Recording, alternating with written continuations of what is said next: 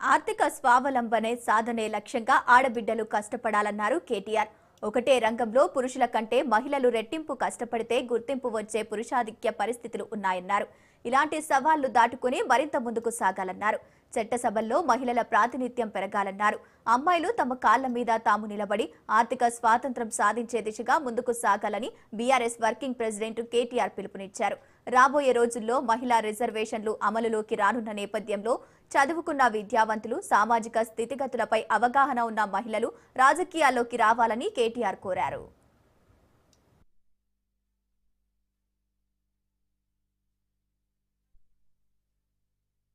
అంతర్జాతీయ మహిళా దినోత్సవం సందర్భంగా మరి పురస్కారాలు పొందిన 40 మంది మహిళా శిరోమణులకు పేరు పేరున వివిధ రంగాల్లో కొంతమంది డాక్టర్స్ ఉన్నారు, సోషల్ వర్కర్స్ ఉన్నారు, ఆర్టిస్టులు ఉన్నారు, జర్నలిస్టులు ఉన్నారు, శానిటేషన్ వర్కర్స్ ఉన్నారు, పబ్లిక్ రిప్రజెంటేటివ్స్ ఉన్నారు.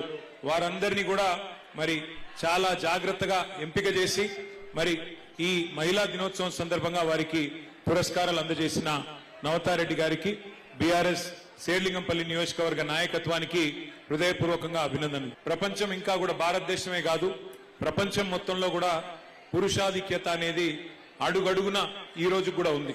రాజకీయాలు కూడా దానికి అతీతమేమీ కాదు. చాలా చాలా సందర్భాల్లో మరి మామూలుగా పురుషులతో ఇతర పురుషులే కొట్లాడలేని పరిస్థితి పోటీ ప్రపంచంలో.